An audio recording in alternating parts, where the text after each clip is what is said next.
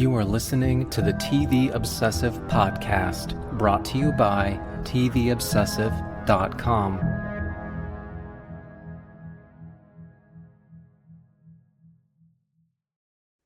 Okay, welcome back to the TV Obsessive Podcast. We're today for episode 134. As always, I'm Cameron Crane, executive editor for TVObsessive.com, joined by Ryan Kirksey, writer and contributor for the site. How are you doing today, Ryan? Doing very well. I'm on the eve of a good amount of time off, so very much looking forward to that. But we were just talking about this. Sounds like a lot of my break is going to be spent watching some television. That didn't used to be the case. Right, we were just, right before we started recording, we were talking about how, there didn't used to be any new TV during this period at all. Basically, like the network shows would all go on hiatus. You could watch the Christmas special kinds of things that they would re-air every year, Right. like no better option than Frosty the Snowman. All right. Um, but we've got a good deal. We've got Pluribus, which we're going to continue talking about today.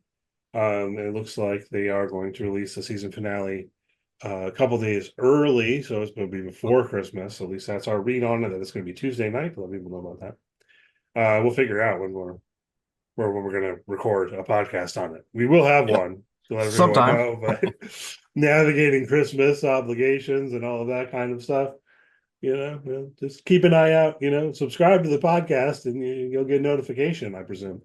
There you go. Um, but yeah, I mean, other stuff coming down the pike as well, right? Like Stranger Stranger Things is the big Things is one. Um, I started watching the new season of Fallout this week, which Oh yes, I've not caught the new season. I've finished the first, but haven't started the second. What do you think so far? well, I've watched one episode because that's all that's available. They're actually doing it Oh, weekly, okay. which I don't know Okay. if we were on top of that or mentioned it on here before. And it's weird, because I found myself a little unsure how I felt about it. That's odd because I'm always the one saying like a weekly release is better. I don't, I prefer it to the binge drop. Give us some time to digest and converse and all of that kind of stuff. Yes. Um, but I was recalling that with the first season, it took me a couple of episodes to kind of get into it. And so I watched the first episode of season two, and I thought it was pretty good, Okay. but I didn't feel like it was, I didn't feel grabbed by it as of yet, Hmm. you know? Okay. So um then the next episode comes out next week, and you're like, do I keep up with the weekly release? I'm planning on it, you know, but we'll see. It's interesting they're going to, I guess this is based on the Fallout New Vegas stuff. I haven't played the video game, so this is just stuff that I read, Yeah. Yeah. certainly they're going to Vegas. Justin Theroux is in it now. So, like if nothing else, I feel like I gotta keep tuning in for this cast. It's like some of my favorite actors ever, with Walt Goggins, Kyle MacLachlan, now Justin Theroux, and Ella Pronounced Yeah, name. I remember that being one of the things that kept me going. Also, not being a game player of Fallout, that was one of the things that kept me going in the first season. Yeah, and thinking back to my experience viewing that. I think it was spring of 2024. Yeah, it. I think it started and they had several, if not all of them, available. And because I was able to keep going, I think that's what kept me engaged. But yeah, if it was one to one, I remember those first couple being like, I'm not quite sure what we're doing here and where it's going, but was able to sort of push through that way. Yeah, I think part of it has to do with the tone of it, which is kind Yeah, of it is distinctive sort of space where it's a step outlandish, but not like totally campy. So I think maybe yeah. I just have to like get back into the vibe of it. Maybe I should have rewatched a little bit of season one or something Yeah. in preparation. All I watched was like the Amazon gave a recap, which I don't know if you saw this earlier in the week. Apparently, they had put out an AI generated recap that Oh like no. it like got stuff wrong. Oh Um, boy. and Oh, there was some brief outrage about Amazon. that, and they pulled it. Oh, You know, what are you doing? Oh, okay. just so much. I don't want to go on a rant about quote unquote AI right now, but it just seems like I don't know if it's because that's the only stuff that's like hitting my radar as a news item, but it just seems Yeah. like over and over the story is we tried to use AI and the results were disastrous. Yeah, Like that's right. Yeah. we made this Christmas commercial with AI. Did you see that one? It was from McDonald's or something. I didn't actually see the Yes. ad. I just saw Yes. stories about it. And well, another thing I thought was funny was that the company who produced it was like, we worked really hard on this. We spent weeks. And it was like, well, wait a minute. Why are we using AI instead of creative people? You know? Oh my And gosh. Yeah. then it was bad and there was backlash, and I think they pulled that too. So Yeah. uh, Well, that would make Vince Gilligan happy. He's been on the AI rampage lately. A lot of people think that's what this show is about, but we'll get into more of that. yeah, we'll talk about that a bit more when we get into Pluribus with spoilers on the table and so on. But anyway, yeah, Fallout, I think I still enjoy it. Um and hopefully hopefully I kind of get back into it a bit more as the season goes on. But interesting that they decided to release it week to week. If people hadn't realized that, my recollection for sure is that the first season was a binge drop. Yeah, it looks But like they all dropped April 2024, April 10th, 2024. Yeah. yeah. Shifting to the news a bit, I do want to talk a little bit about Rob Reiner. I don't know. I don't want to go into it too much necessarily in terms of the heartbreaking details. Yeah. Yeah. Um, I mean, I guess we have to mention what happened. News broke a few days ago that Rob Reiner and his wife Michelle were murdered. Apparently, right? I mean, and then very quickly became um, that the prime suspect is Rob Reiner's son, and so on. He struggled with mental health issues and addiction, and all kinds of stuff.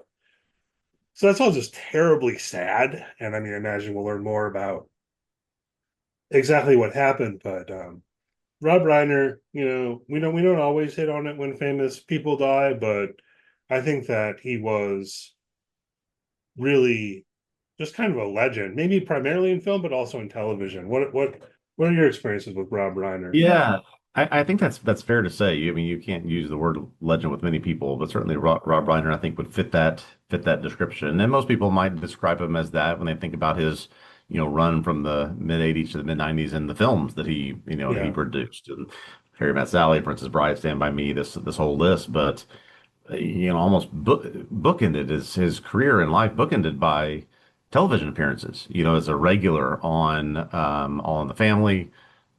He was recently sort of came into this most recent season of The Bear. He was in 3 or 4 episodes this past summer. yeah, He's right. just had a lot of interesting and compelling roles on screen in movie and television. Just shocking to see this happen. But it's he leaves behind a lot of good stuff on both big screen and small screen. Yeah, I don't know about you. I'm a fan of All in the Family, actually. Are you? Would you Yeah, ever yeah, get I into do All in like the all Family? that. Yeah, I mean, it's a little bit before our time. We're about the same age right now. yeah, yeah. So, you know, primarily I was watching reruns. I was watching it in syndication, or there was a period where it was on Nick at Night. And Mm. so I was like watching All in the Family every night on that block, um, when I was a bit younger. And so he really made an impression on me there. And I guess it took me a little while to put together that he was also behind the scenes with some of these films, like The Princess Bride and so on, right? Like when you're a kid, you don't necessarily pay attention to that stuff. Yeah. So I remember having this experience when like I really learned that of going like meathead, this because I don't know, it stuck with me from this role on All in the Family. I was also reading this week, Jerry Seinfeld, trying to focus a bit on the TV aspect of it since it's a TV podcast. Yeah, yeah. No, I'm Um, glad you're bringing this up. This is very important. Yeah. Jerry Seinfeld, in paying tribute to Rob Reiner, pointed out that the show Seinfeld most likely would not have made it without Rob Reiner lobbying for the show, using his influence to keep it going. Like Yeah. it didn't test well with the pilot and all of that. And it was Rob Reiner's production company behind it and so on, and like accepting short order for the first season, and using his influence, which by that point was, pretty big already. Yeah, Um, absolutely. By the late 80s or the 90s, absolutely it was. Yeah. yeah, to Yeah, make I think Seinfeld it's sort happen. of become lore at this point that it was his Castle Rock Entertainment that he started that produced the show. The story is that Rob Reiner pulled the script for the Seinfeld Chronicles sort of off the trash pile of scripts and found it, decided to greenlight it, kept it going as you said through some rocky beginnings and obviously became the phenomenon that it is. So there is a lot of credit due to Rob Reiner for that show. Yeah, and you mentioned the bear, which actually slipped my mind. I hadn't thought about it, but you're absolutely right. He was in the most recent season of the bear, and I Yeah, wonder about that because I don't. This character shouldn't really be gone, but yeah, yeah. unless they already So filmed anything, I guess he will have to work around it. Just a yeah, mess, I believe that new sad. season was scheduled to start filming in January. So Yeah, it was so it certainly won't be in that. So yeah, the Bear on television, and now I'm gonna have to. I hadn't yet, but I have to go watch his last film role will be Spinal Tap 2. So I haven't seen that. I'm gonna have to check that out over the holidays. yeah. R.I.P. I mean, it's always sad when any of these people die, but and this one is it's kind of hard, like Yeah. particularly hard with these details and so on. But Yeah. I don't know. I'm sorry to keep belaboring this, but there are certain movies. I think The Princess Bride is one of those movies like was my childhood.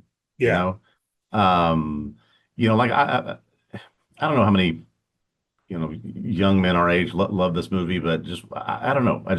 It's one of those things where I probably watched it 150 times when I was in elementary school. It just one of those things that just defines the stage of your life. yeah. I mean, and some of those other films, I mean, also just, I mean, yeah. But I will say, similar to you, The Princess Bride is one of those movies where I couldn't tell you how many times I've seen that movie. Yeah. And like it feels like throughout my entire life, little quotes will slip in related to the Princess Bride just as a part of, I don't know, like the lexicon of my life or whatever. So Exactly. Exactly. Yeah. yeah, absolutely.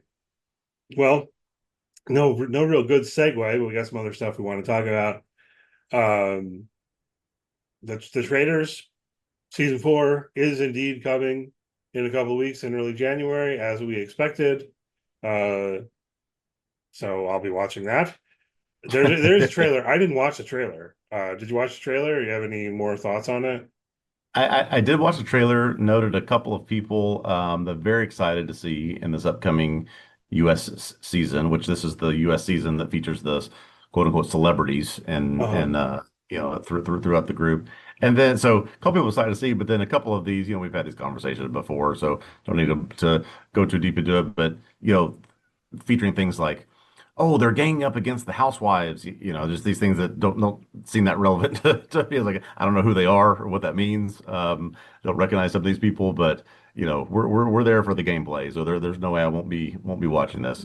Right, yeah. I mean, so it's like, as we talked about before, um, we don't generally know who these reality TV celebrities are, or maybe we Yeah, yeah, yeah. sometimes recognize some of them. But yeah, I didn't even bother to watch the trailer because I know that I'm going to watch the show. And Yeah, what am I going to get out of the trailer, really? you You don't know need what to I be mean? sold on it. Yeah, yeah, I looked through the list of who's going to be on it, and didn't really recognize very many names. Like yeah. Travis Kelsey's mom's going to be on it, I Tra- guess. Travis Kelsey's mom. Hold on, I'm pulling up the name. One of the names is escaping me at the moment. Should have had this ready. Um, yeah, okay. Kristen Kish from Top Chef, fan first. She's great. And then from a show I keep telling you about, from Loot, Ron Funches, I think is really funny. And I'm excited to see him on there. He's like a legitimate actor that'll be on the show. Oh yeah, yeah, yeah. Yeah, I know who that is. So that's, but yeah, I mean, we've talked about this every time we mention the show, basically, that I think you and I are both in it for the gameplay and Yep. strategy and all of that kind of stuff. And less for the, oh, look, it's a favorite. Like, I watched the entire last season without knowing that the one guy was, I can't even remember. I can't remember. Like, I didn't know who the people were, and like I didn't care.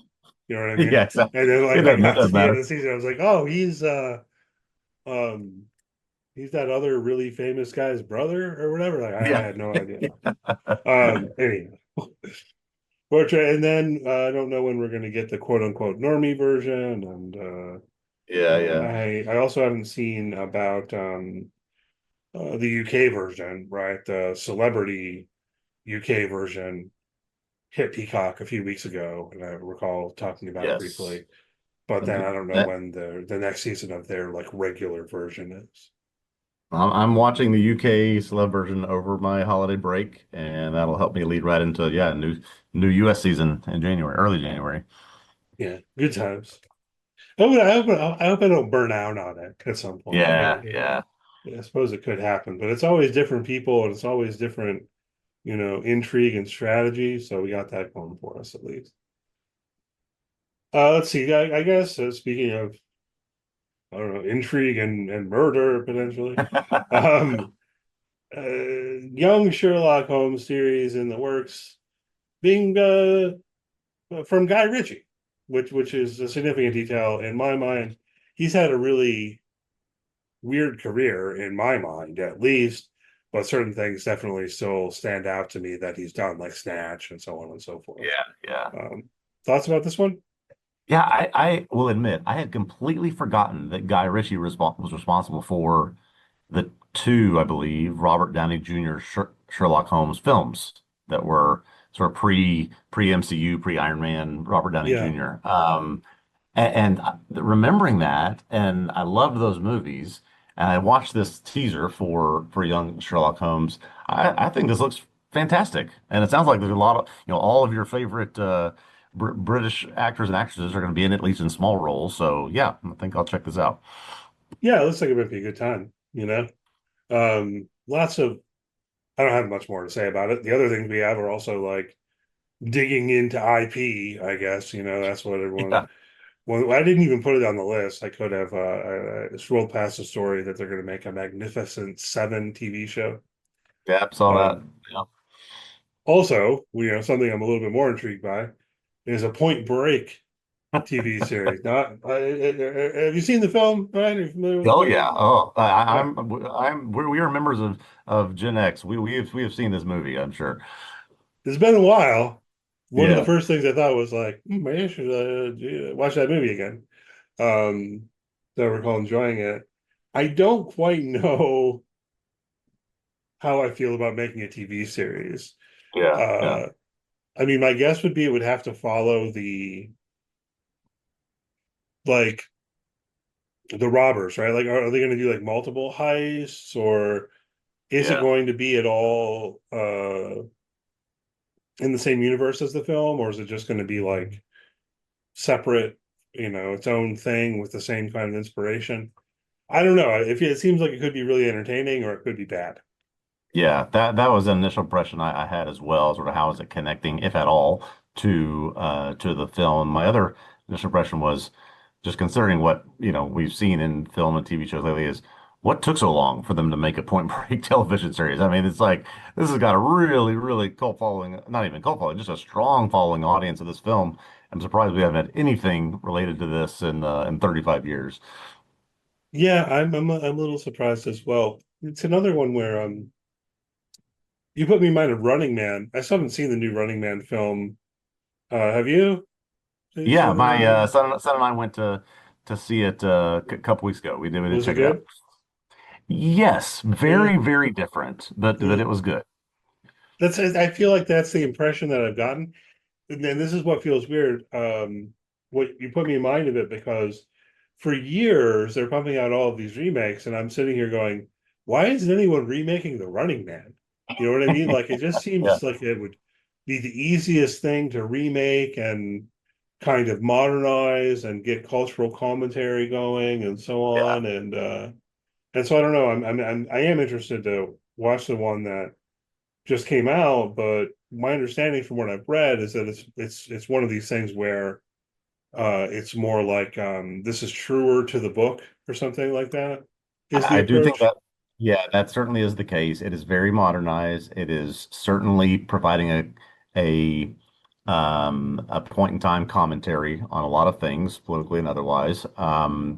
And then there's just going to be this inherent difference in when you got on Schwarzenegger, there's this campiness and there's a sort of sense of the Arnold of it all. Glenn Powell is really trying to, put some dramatic elements to it in addition to the action and all the things he's trying to accomplish. So it's just two very, very different movies based around a similar story. Yeah, that's what I wonder about because part of what I enjoy about the Arnold Schwarzenegger film, I think, is all of the campiness of it Yeah.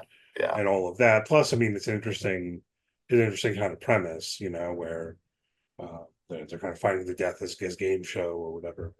Anyway, that's an aside, I suppose, because it was about film, not TV. But you made me think of it, and I guess I'll have to check out that film. Yeah. There are other things as well. It's like they remake all kinds of stuff, and then why not certain things where um they could very easily, I guess. I don't know. Mhm. I Yeah. don't know, but I guess what I mean is I often feel like they will do a remake of something that was already just really good, Yeah. where what you should be trying to do is make a remake of something that had a really interesting idea, but then poor production values or something, Yeah. so I anyway. agree with that. Anyway, Well, speaking of redoing things and I'm not understanding why they're doing them, I wanted to bring up this story that came out this week about a I think I can say this correctly. Another prequel for the Monsterverse, the Monarch Legacy of Monsters show that airs on Apple TV. I wrote about this show when season one came out. I believe this is more than a year ago now. As you know, I've always been an apologist for the Monsterverse. And these yeah. movies that come out, Godzilla, King Kong, and others in the last 10 years. And then I found this show, Monarch Legacy of Monsters, entertaining, and certainly in fitting within the story and the universe that they created. However, this story coming out that they're developing a prequel to that confuses me because Monarch Legacy of Monsters is already a prequel, right? So there's a part of the show that's set in between a couple of the movies, and then it flashes back to the 1950s and looks at these characters as they were two generations ago. Now, this is a prequel to the films, but actually a sequel to the 1950s version, and a lot of it I don't understand. It's starring the same guy, Wyatt Russell. I'm sure I will end up watching it. This just, I don't know. It just sort of screamed to me that Apple says we've got $1 trillion, we can make whatever we want, and we're gonna build more of this world out. Yeah, I was a little confused by this news item myself, and I'm glad you brought it up. I want to talk to you about it because I haven't watched the show. Um, but from talking to you, reading your recaps and so on, editing your recaps, right? Yeah, my understanding is the show is already cutting between timelines, right? Yes, yes. So yeah, this does seem a little bit weird. My Yeah, so best there's guess, one timeline that's take place during the sort of the canon timeline of the movies, and then half the show flashes back to the 1950s and things that happened originally with this organization and with sort of how they discovered these monsters. So there's already an element of a prequel there, but yeah, right, that's how right. it's So structured. like, so my question becomes like, why are they making a new show as opposed to putting this stuff in the existing show? Um, Exactly. to be charitable, my best guess would be they have these ideas that they don't think would really quite fit with the existing show, but they still Yeah. want to do it, and so they're going to make this other Yeah. prequel series. My problem is I would say this sounds like they're going to build something into the 1980s with this character Wyatt Russell and who he becomes sort of as a he's from the military but is sort of ends up involved with this organization Monarch. So make the general Monarch Legacy of Monsters show between the 50s and the 80s because when you start messing with the timeline of the movies, you're really having to do a lot of work to try to connect the dots that already existed in these things and making sure that everything lines up. So I just don't understand, but that again, probably addicted, so doesn't mean I won't watch it. Right on. Yeah, so it's a little odd, but maybe it'll make more sense once I Yeah, have the we'll chance see. to see it. Maybe it'll hang together better. Um, All right, well, I think that covers what we had down here. We ready to talk about Pluribus? Yes, absolutely. All right, we're up to season 1, episode 8 already, called The Charmed Offensive. So spoilers will be on the table here for everything in Pluribus through episode 8. We'll put a little bit of music in here and be back with you in just about 10 seconds.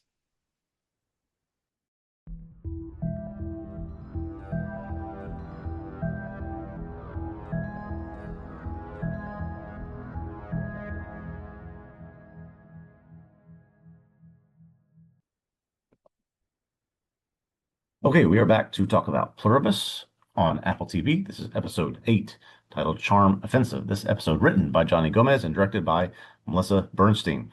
After waking up in a hospital in Panama, Manusos forces his way out, but not before asking for an itemized receipt for how much his hospital stay and the use of an ambulance would cost. Still sick from the infection, he begins his long drive to Albuquerque. The others begin returning to the city, and Carol and Zoja spend the day together playing cards and croquet. Zoja then shows Carol the locations where they all sleep together to preserve resources, and Carol ends up staying the night with them.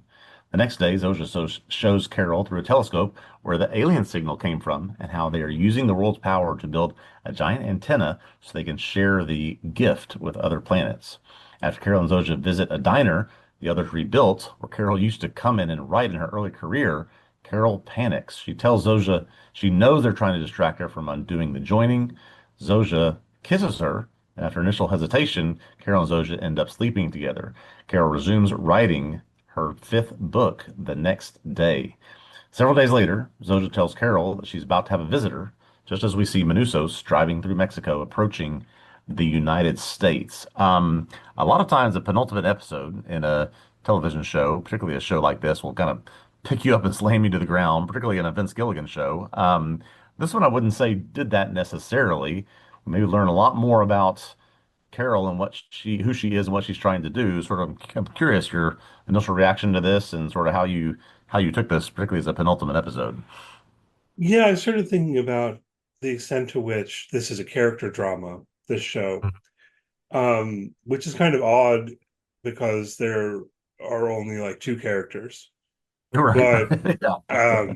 I started thinking like maybe that's the lens to view it through, more so than one that's overly focused on plot development and movement and all of that. I mean, of course, we have an interesting sci-fi premise, um, but that's the big thing. I started thinking where maybe I'd been a little too focused on the plot and premise, Mm, where particularly with this episode, it was coming home to me that what's more interesting almost is thinking about Carol, her initial reaction, and then what's going on with her as a character through this episode. Does that make sense? What about you? How does this yeah, one work for you? it does, and I think this episode really drives home that point that this could have been an episode where you know Carol is uncovers something and really gets closer to what she can do to undo the joining, and Manuso shows up, and together they hatch this plan, and then something that they weren't it was unexpected, it gets in their way and just sort of sets up this big cliffhanger ahead of a finale, and instead we get this sort of dive into, well, we thought we knew a lot about Carol and the understanding of who she is, of what she's wanting and how she feels about these people, but yet that seems to evolve and move and change within this episode. It's a much quieter, sort of much subtler, but I mean, as you said, really gives us a deeper understanding of who Carol is, and I think does a good job of setting up who is she when Manusos arrives, right? Yeah, And what's the conflict there? I think that's going to be interesting. agreed. Yeah, I mean, it would be one thing if Manusos had showed up a month ago, right? Right. But since then, Carol's shifted a bit through her loneliness, through her solitude, right, away from her position. I mean, but I don't think that's entirely the case.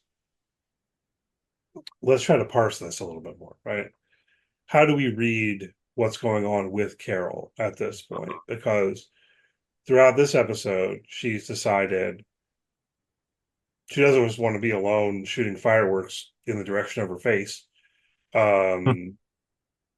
She wants to be around other people, in particular Zoja, who I think Carol's making an effort to convince herself of Zoja's individuality, which is something I want to talk about. Yes, yes, absolutely. But at the same time, she's still working on her whiteboard in a way that indicates she still does want to figure out how to reverse the joining, right? So Yes, yes. thoughts about all of This that. is sort of the real interesting duality to me in this episode, that she seems to be very um very committed to, very interested in Zoja for a lot of reasons. You know, we've seen her talk about some of the sort of physical attraction that she feels towards Zoja. So there's that element. There's the element of she wants her to start using I and me so she can relate to her more individually. Um, and then it seems like she just really enjoys her company, enjoys having her around and someone to talk to and someone to do things with. But she is not giving up keeping track of what's on the whiteboard and what she's trying to do, and the fact that she is able to always get back to the point where you're just trying to distract me because I'm trying to figure out some way to undo this. So yeah, this sort of balance of the two people she's trying to be, I thought was maybe the most interesting thing in this episode for me. Yeah, I agree, because I feel like it's it's two things at once, even though they're in tension with one another, right? Hmm. Like the question you put on our show sheet notes was, is Carol warming to them or deceiving them, right? And I sort of think it's both, Yeah, yeah, you I know, think so. and that's what's kind of interesting. On the one hand, she wants company. She doesn't want to be alone. She also wants the acclaim. It's interesting. One thing I got to thinking about is how, as we've been talking about the show on the podcast, there's a way in which we've been ahead of it a little bit, which isn't meant as a criticism or anything like that. I don't know what it means. Um, but I was thinking about, I think it was last week, I said something even about how she wants that acclaim from her readers and so on. But with the others, it's meaningless, you That's know? right. Yep. Well, but then in this episode, she's at least kind of trying to convince herself it's not meaningless. But I also got thinking, like, maybe it isn't totally meaningless. Yeah, Um, here, because she's writing something new. that's And right. and Yeah. I found this interesting to think about, right? That everyone in the others and their hive mind, they're collectively have like the knowledge of everyone in the world or whatever, right? Um, which sorry, this is almost an aside, but it does make me wonder how many books exist in the world that no one alive has read. I don't think That's the a answer is good, zero. Do right. That's a not good think the question. answer is zero. Um, but anyway, what's going on here? The fact that she's writing something that's new that they don't have access to until she gives it to Zoja. I think that maybe, that there is some kind of like genuine excitement on their part for Yeah, in some ways, this is the most important thing in the world right now. This new work, original work, individual work that's being created that they will at all at once collectively be able to consume once, once she finishes it. It's I mean, when you're in the I mean, this is not exactly the most appropriate analogy, but when you're in the desert, any water you come across is going to be helpful to you, right? Anything is going to be perfect, exactly what you need. And these people just, I don't know that they're necessarily seeking it or desiring it, but it's a sense of it is impossible for for things like this to be created and for things like this to be produced. And this is the one individual in the world, it seems like, who can do it. So it does then become inherently the most important thing that's being done in the world right now. Yeah. And so this is where I think it's very easy to read it as a critique of AI or large language Right. models, chat GPT, all of that kind of stuff, because it's sort of um the thought would be precisely that what you can't get there is true novelty, right? from my understanding of how the things work and so on and so forth, it's almost definitional, that Yeah. it's predicting what words most likely to come next and all that kind of stuff, right? So I found this funny to think about, that they intentionally made Carol an author, but she's not really a good author. You know what I mean? Like, she's not really writing meaningful literature or whatever, Right. right? Um she's writing this romantasy stuff, right? Which I think the show has kind of intentionally indicated, yeah, it's not great. Yeah. It's like But some people really like it, fine, but yeah, it's so not like, she's writing things that people love, a lot of people love, and it is, I think, just sort of this commentary on any individual creative artistic work, no matter what level it is going to be more meaningful or important or beautiful than something that, is artificially created or something that technology creates. yeah, that's where I was going with this, to tie it all Yeah. together. Yeah, Yeah. that here now we are kind of landing that thought that um even the stuff written by a human being that isn't terribly good is still like way more valuable than whatever kind of slop the Exactly. AI might Exactly. produce. So I think that's definitely a play, and there's some humor to it. Yeah, Carol, I'll say we do get the reference to I mean, this is a very direct reference to her saying that she's playing cards with Google, that she's got this very just sort of um not surface level, but this sense of I can't do anything or say anything you don't know. I can't say anything that you don't have commentary or knowledge about, or a strategy that I can come up with that you're not familiar with. So yeah, just sort of this sense of I just found this all very ironic in a week. I don't know if you saw this news about this lady in Asia who married a Chat GPT AI partner. It's just sort of this, how far off the cliff are we going here? So the more I think about it, the more I think about this as in some capacity a commentary on all of that. yeah, but then also I really did enjoy how this episode had multiple moments. Um, I don't know how to describe them now off the cuff. They hang together in my mind. But playing with that a little bit, right? So, do the others have like all the knowledge in the world and so on? Yes, but when it comes to playing a game, so this is another thing where it was like, oh, I feel like I already said things when they were playing, quote unquote, playing poker in Vegas a couple weeks ago, Yeah, yeah. but they explored a bit more here. So, what kind of game can you actually play, right? Something like a trivia game, non-starter, Nope. right? Nope. And I think same goes with like something like Scrabble. You could probably do, but you're just going to lose You're because gonna you're lose. like, They know every combination of letters into words that would just dominate you. and I think that's the same problem with chess, right? Which is funny because I think I actually mentioned that we were talking about the poker game a couple weeks ago. Like maybe you could play chess with them, but if you think it through, yeah, you could play chess with Zoja, but it would be like playing chess with Kasparov or something, right? That's You're gonna lose. all the grandmasters combined. Yeah. Yeah, exactly, right? Like the what was the computer, Big Blue? Yeah. But then Yeah. basically the computers that play chess now have gotten so good you functionally cannot beat them, you know. Correct. So what do they play? Spit. You ever play that game?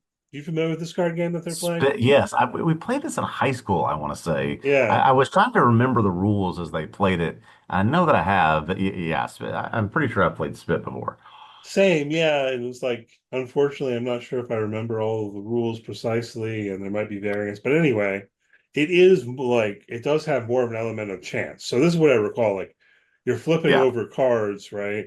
And then however it works exactly, maybe it's when the cards are the same number or whatever, you be the first one to notice and like slap it, and then you take the cards, and then I think the goal yeah, is to take all of the yes. cards. So they can play a game like this, they're in this sort of space of play. Another moment is when Carol mentions how she loves the sound of trains, Yeah, yeah. and I Zoja thought that was didn't know interesting. that. Right. Never told anyone that before. So they play with these little spaces where it is meaningful, I think, you know, even something that is sort of small, like talking about how the sound of the train horn makes you Yeah. feel. What did she call it? Like the loneliest sound in the world or Yeah, the something? It loneliest sound in the world. Yeah, exactly. just kind of landed for me. Um, but yeah, that okay, well, she hadn't told anyone that before. So again, Right. we're kind of playing with the extent to which there is some space for novelty and how that's tied up with a meaning or something. That's what I'm thinking. Yeah. Yeah. Um, and then I mean, how do we read? Because there's a romance, as it were. I mean, if that's the right term. Um, thoughts on that? Yeah. So I think interesting that it comes in the midst of Carol having this breakdown about being distracted. And so clearly this is just another distraction on one sense, but also appeals clearly to what we know Carol thinks about her physically and romantically. It also appeals to what apparently is growing inside Carol, this desire to have some kind of closeness with someone. It may not be many people. She seems like someone who, needs a partner, needs a companion, and maybe not much else. And she's finding that in Zoja. And so on one hand, you can look at it that way, but I see it as, yeah, we are going to try to distract you and keep you happy and away from the thing that would take us away from what we're trying to do. And I'm trying to think, is there a way that Carol is manipulating Zoja in this situation or trying to take advantage of her? I'm not really sure what, where I've landed there. Okay, yeah. I don't know if I quite think it's that. Yeah. It's on the one hand, it is along the lines of sleeping with Chat GPT. That's Alan Sepinwall called it that. Yeah, in Yeah. his recap, he just, said, well, she Um, played cards with Google and then went on sleeping with ChatGPT. Yeah. so on the one hand, I definitely think it is that, but then there's the stuff that we were just talking about, or I was just pointing to, right? That Yeah. there are these little indications, Also, when they're getting a massage or whatever, there's a discussion that got me thinking, okay, well, each of the others is distinct physically, but Yep. not mentally, you know. Yep. So it's not like they're all enjoying that massage. It means like just this distinct body. There's a way in which there is a question here where I feel like something like this line about sleeping with Chat GPT risks being a little too reductive. Yeah. So it's like on the one hand, it seems mostly like Carol's trying to convince herself that Zoja is a distinct individual. But to what extent is she a distinct individual, even if her tendency is to speak as we and so on and so forth, right? It's like a Right. I one like what level. Go ahead. Sorry. no, I say I like what you're saying about the idea of connecting it to the massages, that there are certain experiences, feelings, um, just a sense of you can know about it, you can learn about it, but you can't experience it. And I presume this companionship or this sexual relationship that they have is something that only two of them can share in terms of the gratification of it, whereas everybody else just knows that it's happening, but they can't necessarily experience it like Zoja can. Right. So there's, I think there is that wrinkle where it's a little bit different than having sex with a computer, you know? Yeah. Like these others still are human, and that's an interesting thing for the show to explore further. At the same time, like, can it be genuine? I don't know, right? I mean, Yeah. or Yeah. we asked this question before too with Kumba, um, presuming he's having sex with those attractive women.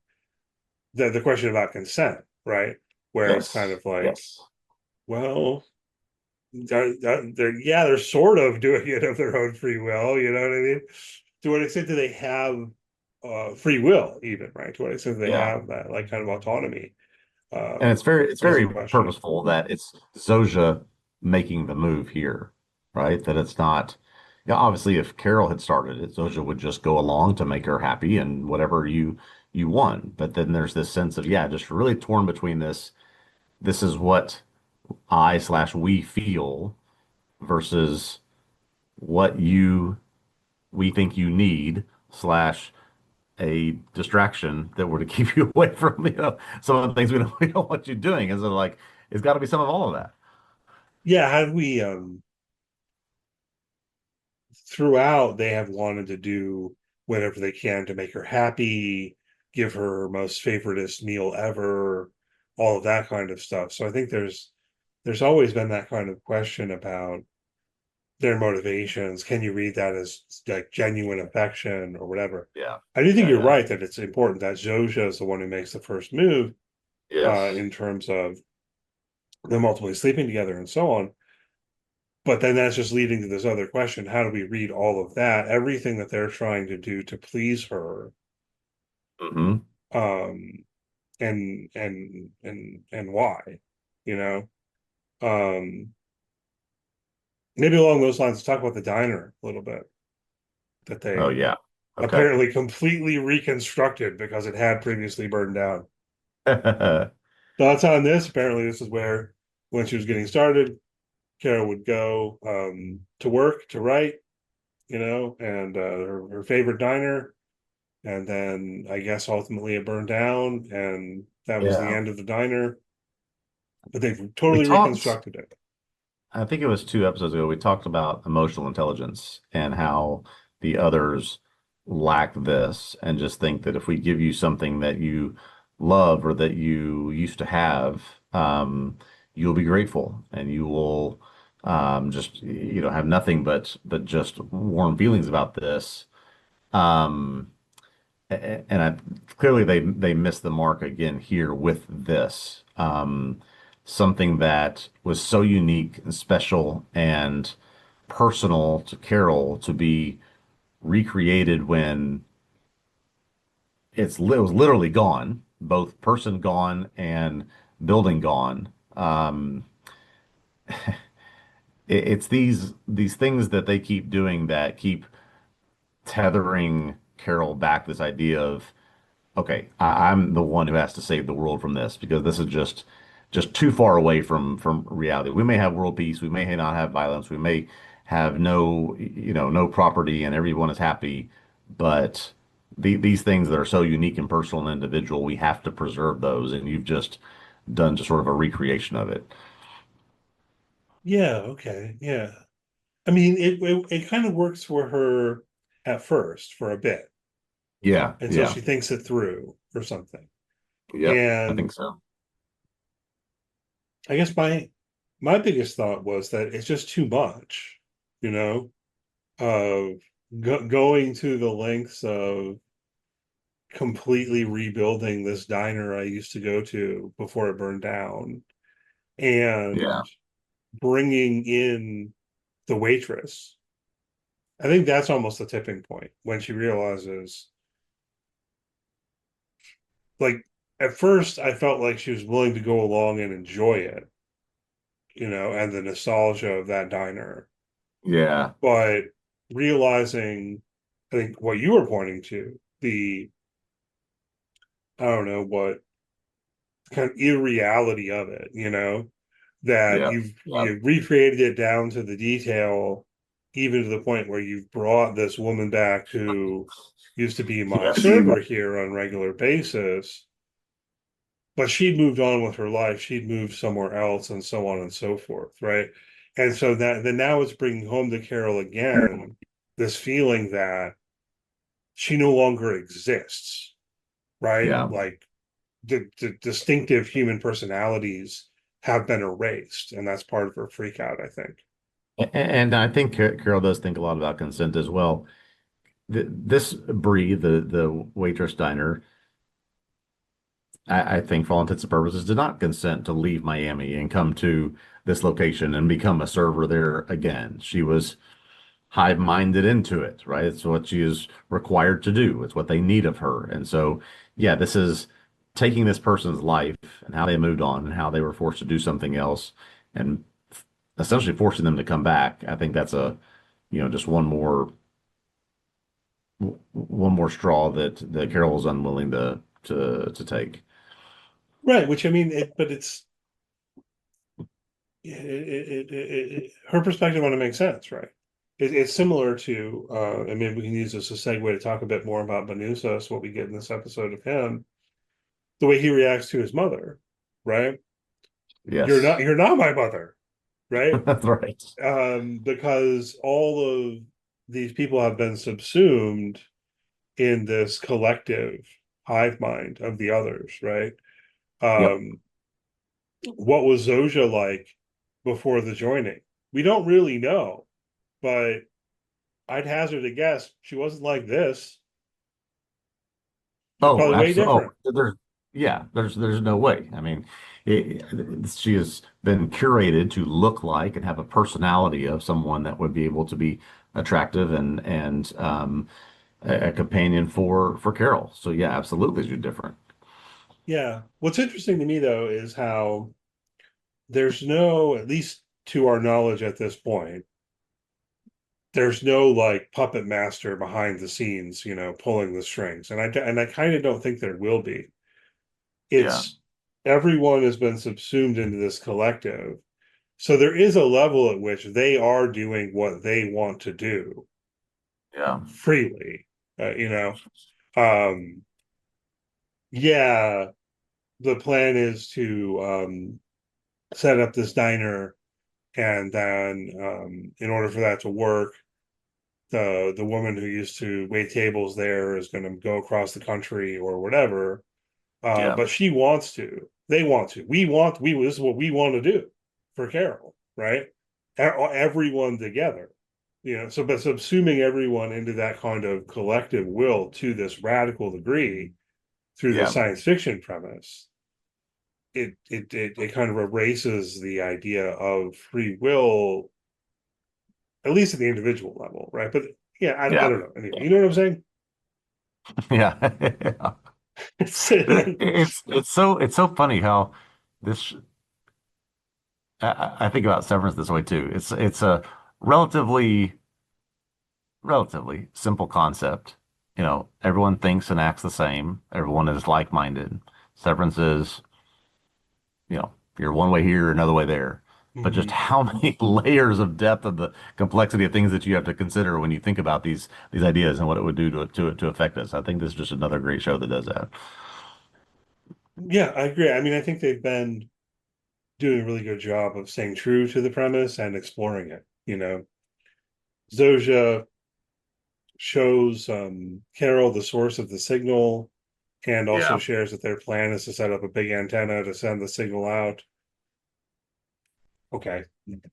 Note that over here, I guess, like something that might come back around. But I wanted to take to Manuzos and think about his disposition is still entirely Mm. and maybe even more firmly that these people are nice zombies. These people are not the people that they used to be. I need to save the world. We need to save the world, right? Something needs to be done to undo this. Um, to the level where we've talked about him leaving money for the gas he was siphoning out of people's cars and so on. And Mhm. as we somewhat predicted, he wakes up in the hospital this week in Panama and immediately like, I'm getting out of here.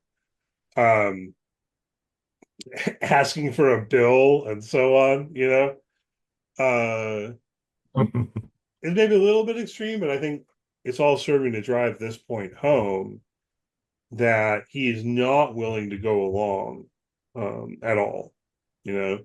So Yeah. if I would have owed you money prior to the joining, I still want to pay you that money, or I want to take on that debt because that's how the world is supposed to be. Something like that. Yeah. But I think Manusos, we'll see what happens when he gets to Albuquerque, but he has entered into a state of does seem very rigid and firm in his beliefs and in his and what he is refusing to budge on, but he's also entered into, I think, a state of convenience. Like, okay, I'm gonna sign a piece of paper saying I owe you this.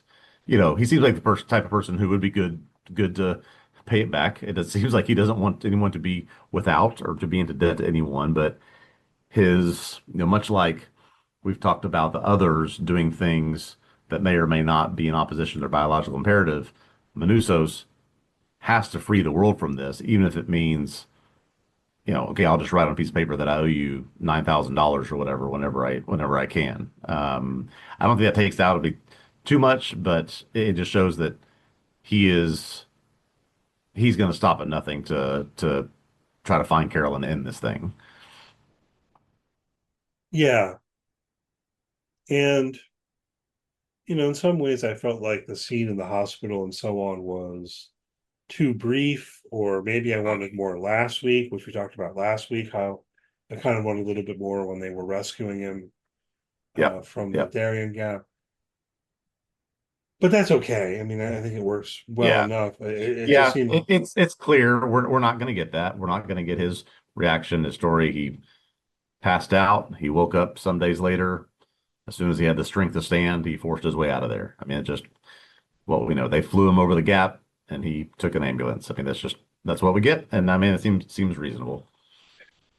right. And they are driving home the way in which he has that disposition of not being willing to take their help, really. Yeah. Although, I mean, it's like he accepted the emergency medical treatment a little bit, which, Mhm. okay, but he didn't have a choice. I don't know Yeah. if I wanted him to be madder about that or what. They just don't really explore it.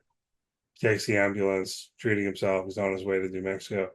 So it's interesting because I feel like, so next week in the season finale, he's going to get there. Yeah. Um, Manusos and Carol are finally going to meet. But whereas she's shifted a bit over the course of time, he hasn't at all. Yeah. Right. I mean, like, I think that she was closer to where he is in terms of a way of thinking when the season started. Right. Yeah. That's absolutely correct. I mean, anything, he's dug in his convictions even more, whereas Carol is, I mean, literally sleeping with the enemy, as it were. Yeah. Right. So, I mean, it seems pretty clear where this is going. I am mildly disappointed that season one doesn't seem likely to go much further than this because Carol and Manusos aren't going to meet until the season finale. What else Yeah. happens, I don't know, but it definitely seems like it's being set up as this kind of choice for Carol between going along with the others, taking what happiness she can Yep. from her relationship with Zoja and so on, versus teaming up with Manusos to do whatever they can to save the world, right? It seems like that's Yeah. clearly how things are going to come to a head. Yeah. Yeah. That's this well, not confrontation, but this meeting and what they are learning and trying to convince each other to do or ways to approach this. Um, yeah, I'm curious how far we get into that conversation and if there's a plan developed or hatched and they start moving down the path towards something. I think it's going to be more about these two people learning really about who the other one is. we're thinking more about this being a little bit more of a character study than a science fiction look at all the action. I think we're going to just, see this meeting as not what it would have been if he had said made it to Albuquerque on day one of Carol's isolation without them. Right. Yeah. And we have the episode title. It's out there. It's public. It's on the Apple TV site. And I think that this just indicates, I mean, at least it indicates a lot to me about what to expect from the season finale. That it's Yeah. called La Chica o El Mundo. Sorry, I read Spanish a little better than I speak it. But so are you going to choose the girl or the world? Yeah. Zoja or the world? Yep. It seems pretty clear to me in terms of interpreting the setup for the season finale. So, um, all right, good. Anything else you want to hit on before we wrap up here? Think that about covers it. Okay, same. All right. Well, next week we will be back for the Pluribus season 1 finale. We're not sure exactly when yet. It looks like they are going to release it a couple days early on the night of the 23rd. So do we manage to find time to record on Christmas Eve or something? We'll see. If not, it might not be until the following weekend. But subscribe to the podcast and all of that, and yeah, you should get a notification. Thanks always for listening. If you've enjoyed the podcast, please do leave a good rating, review, all that good stuff. If you're on YouTube, like, subscribe, thumbs up, whatever. You can follow the site on social media. Search for TV Obsessive. You should find us. And as always, encourage you to go to TVObsessive.com, walk around, read written work on TV, past and present. And we'll be back with you next week talking about Pluribus. All right. Happy holidays and see you next time.